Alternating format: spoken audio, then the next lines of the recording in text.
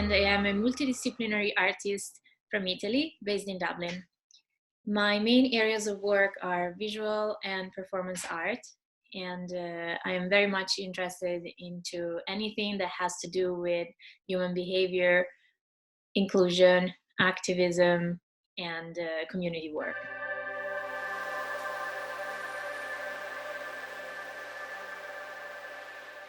This is a photographic documentary about people's experiences of quarantine around the world, which was born by accident out of a Zoom meeting with a friend. We decided to take some pictures and to have some fun.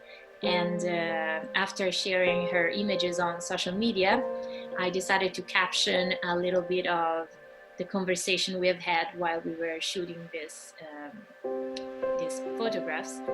And we talked about the way that we as a society are now adapting to a new way of living and a new way of interacting, a new way of working, and the way we are transferring everything that we were used to do in real life into a virtual world, and how challenging this is for many of us right now.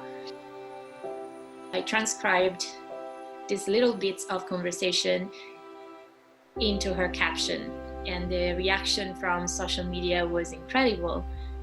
People could really relate to those words, and in less than a week the post was viral and I have many more cities on a waiting list right now. So this project picked up really fast and had a success that I could not even imagine. This is now my full-time job during my quarantine. I was not living my quarantine in a scheduled way. I was one of those that was kind of going with the flow. But since I started taking care of this project, my routine had to change. I had to actually structure myself around specific times in order to be able to run this project in a functional way. This is how I'm spending my quarantine at the moment, and I'm very happy to do this work because I think this is one of the most beautiful projects I've ever done. At the beginning, friends were interested in checking this thing out, but later on, as the project developed, a lot of people that I didn't know started contacting me from all over the world, and they wanted to share their experience, or they were curious about the project. They wanted to talk, they wanted to give it a go. And so very quickly I had to rearrange my entire quarantine and schedule so many appointments from so many different places. The sessions that I have with people go in two parts. The first part is a conversation that we have where we introduce each other and we talk about our experience or where we come from, and then we get into the deep talk of quarantine life. And this is the most delicate part because that's when people usually start sharing very intimate and highly emotional information. And only when we have reached an emotional state in which we both feel comfortable and safe to share, to listen, to speak, we then pass to the phase number 2, which is taking pictures. At that point, we are much more relaxed and we have broken the ice somehow. And taking picture is the fun part where we both decide how to frame what we've been talking about. I wouldn't be able to shoot anything if people weren't helping me frame. And people know how they feel comfortable in front of a screen. So this is also something that usually doesn't happen in real life. You know, people are positioning the screen in ways that they feel comfortable with. So this takes away a lot of embarrassment, a lot of camera shyness, and I love this.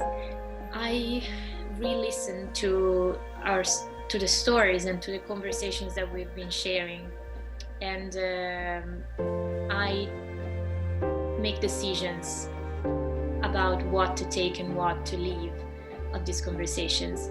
And I don't only make decisions based on my own artistic idea of how this should be. I also try to be as authentic as possible, and I want to portray the experience of this person in the most realistic way.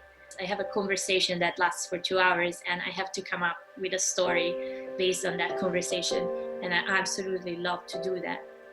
I have a lot of respect for everything they're doing with me, because I feel that they are trusting me with accessing their lives, and they give me something that belongs to them, something very private, something very intense, and they trust me to share it with the world in a visual way and in a written way.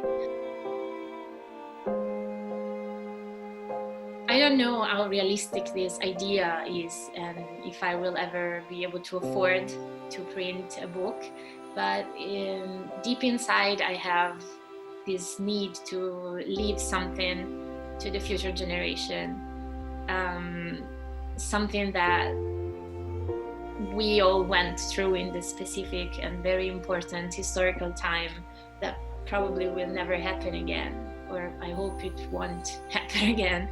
I think this is a very important documentation of how we have lived and survived in these difficult times.